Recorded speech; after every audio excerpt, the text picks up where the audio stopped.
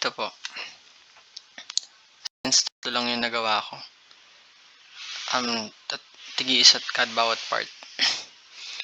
Dito po sa una, kung makikita po natin, meron siyang variable, then input, enter, student ID, which is, dito po, binibigyan niya ng permission yung system na makapag-input yung user. So, kunyari, may papakita ko yung next. Kunyari, ito, student ID, input, enter, student ID. Then, next, full name, variable din siya, yung enter full name. Then, dito ako gumawa ko ng computation. So, kumbaga, nag-declare ako ng variable na sum. Then, yung grade 1, dahil dito, so meaning kinukuha niya yung data netong enter grade 1 kung ano yung in-input ni user. So, kung grade 1, grade 2, then grade 3. So, kumbaga, ang logic niya is pinag-a-add niya si grade 1, grade 2, grade 3. So, after mapag-add yan, mapupunta siya sa yung data sa variable which is na sum. So, gumawa ulit ako ng panibagong variable na average. Then, yung sum, which is tinawag niya lang dito, divide 3. So, kung ibig sabihin, kung ano yung pinag-add nitong tatlo na to na mapupunta sa sum, i-divide niya sa 3. Yung data nitong tatlo, yung pinag-add, then divide 3, magiging average. So, dito naman sa student report, dito naman yung dito mo i-declare yung mga yon. So, kunyari, student report, FID, student ID. So, bakit kailangan ng F? So, yung F, siya?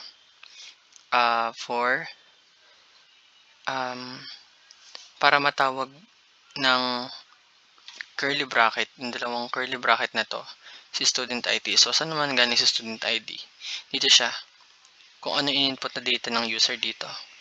So, kailangan maglagay ng F kung gusto niyo tawagin yung sa dalawang curly bracket yung variable ng student ID. So, yun.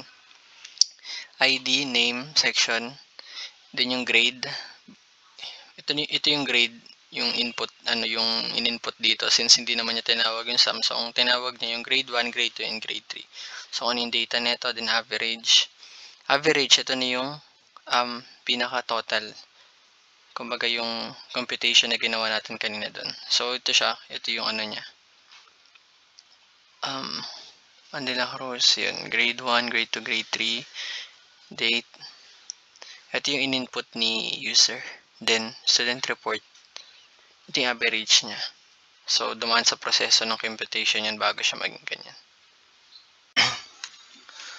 So, dito naman tayo sa pangatlo. Which is ito. So, yan. Katulad ng sabi ko kanina, variable int para sa number.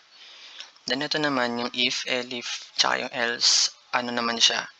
Conditional statement or control flow statement. So, kumaga, ang functionality nito is pag may nag-true dito, ipiprint niya yung kung ano yung nasa loob na ng isang conditional statement. Print. Then, pag nag-false, kumbaga parang hindi siya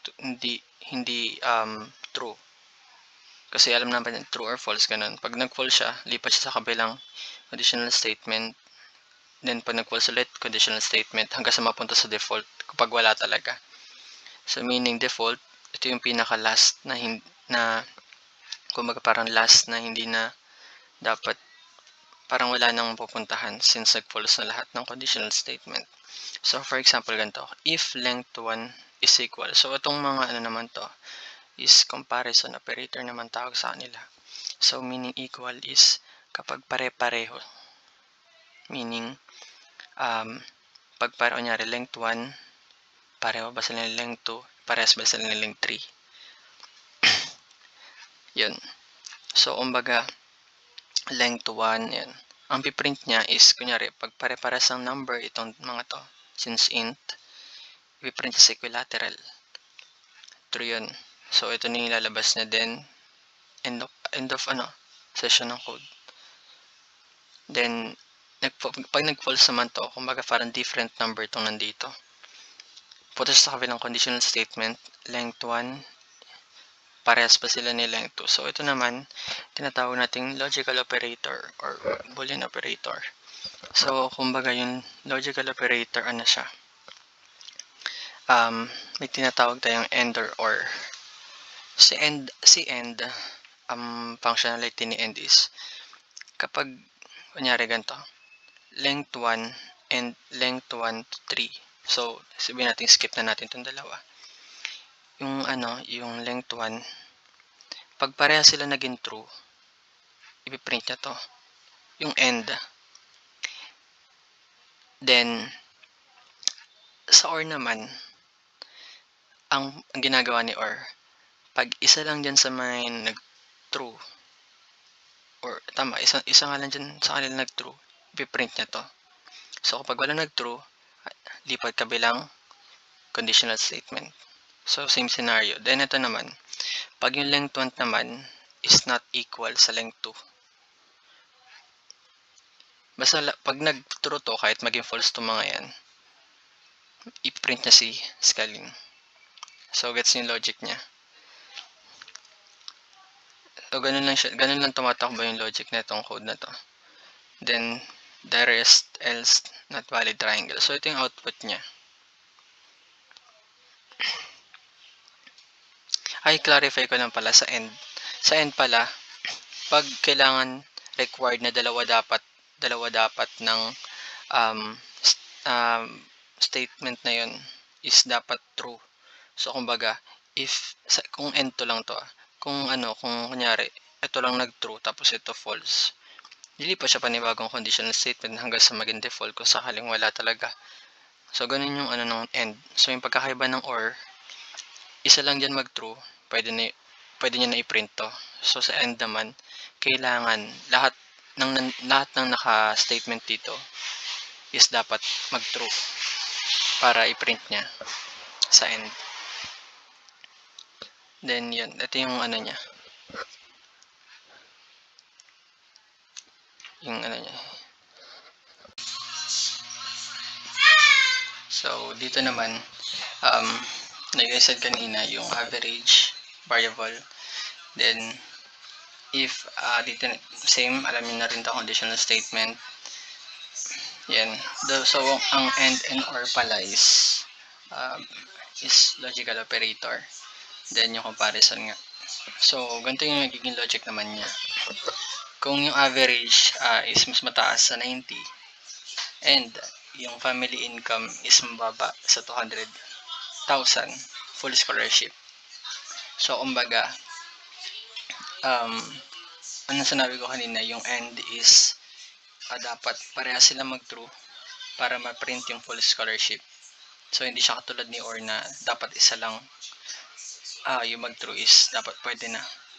Sa end, dapat dalawa yan. So, kung ibig sabihin, kung may end pa dito, then another, ulit, comparison ulit na ginawa, dapat tatlo yun mag-true para mag-print to. So, yun yung pinagkaiba ng end and OR. So, average 90, family income 20,000. So, ganito yung example niya. 95, mas mataas sa 90. 150,000, mas mababa sa 200,000. So, greater than, less than. So, full scholarship.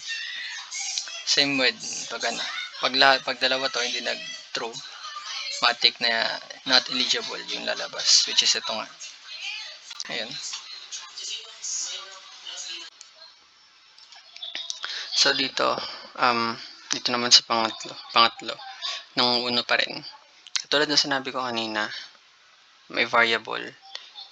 Then, pwede siya mag-ask dito. So, dito na papasok yung mga data type, which is yung input, int, float, input, yun nga ulit, int. So, ang ginagamit ng int is, kailangan tumatawag siya ng variable. So, kumbaga, if nag-input ka dito sa part na to ng letter, magkano agad matatapos agad yung program, which is process finish with exit code 0.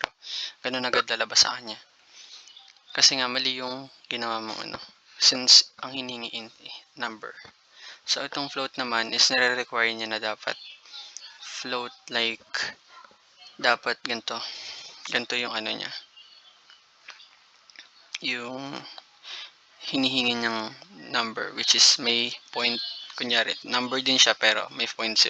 Ang ganun. Then, ayun na din. May data type, may variable. Then, hingi niya yung mga data neto. Then, um, papasok yung computation niya, which is price 1, then yung quantity 1. So, pagka-times niya yun. So, kasi base dito sa cart summary, pinagta-times niya yung quantity 1 tsaka product 1. So, ganun din yung mangyayari. So, price 1, quantity 1, unit price, magiging equal, magiging bago niyang, yung magiging sagot netong dalawa, kung ano yung nilagay ng user dito, yung magiging sagot netong dalawa, mapupunta sa unit price 1. So, same scenario sa unit price 2 tsaka 3. So, ang ginawa ko is, pinag-plus yung mga equal netong tatlo, pinag-plus yun. Then, ang magiging bago nilang variable is yung total, which is yung pinaka-total na nung computation na to.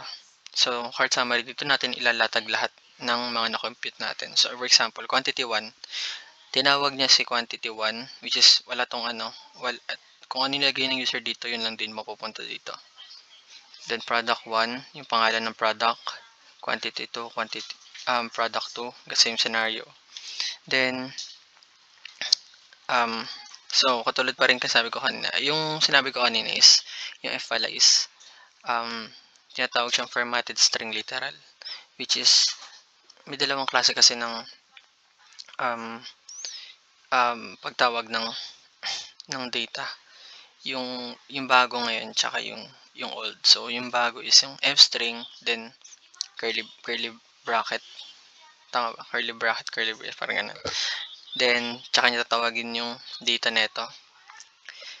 Pag pinag-times, then, meron tayong tinatawag na old, parang makaluma na ginagawa na para tawagin yung isang data. Especially float to, since float to.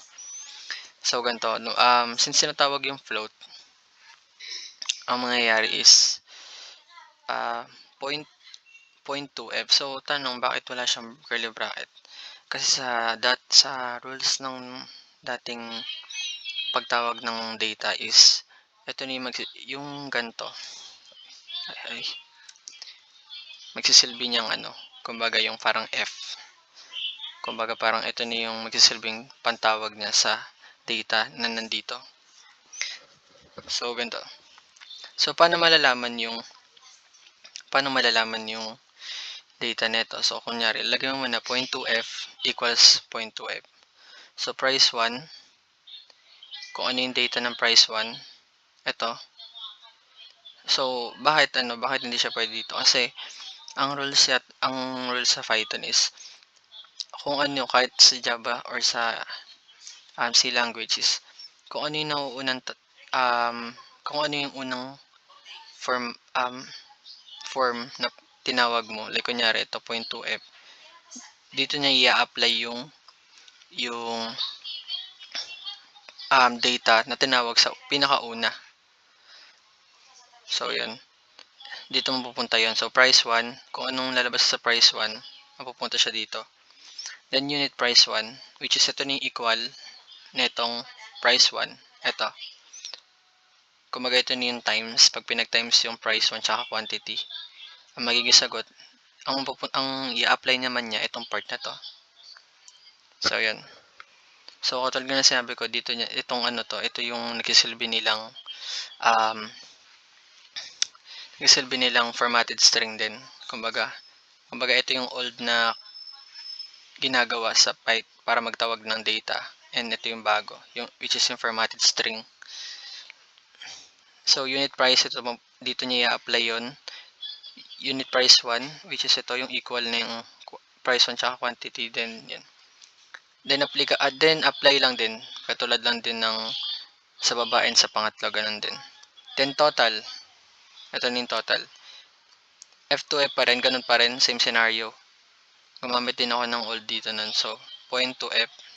total. So, tinawag niya yung pinaka-total. Lahat-lahat. So, ang summary niya is magiging ganito siya. Kunyari, ang nilagay ni user apples to 50.00 milk 170 yan. Then, ayun, in-apply niya. Then, tsaka nag-process finish code, which is tapos na yung code nun.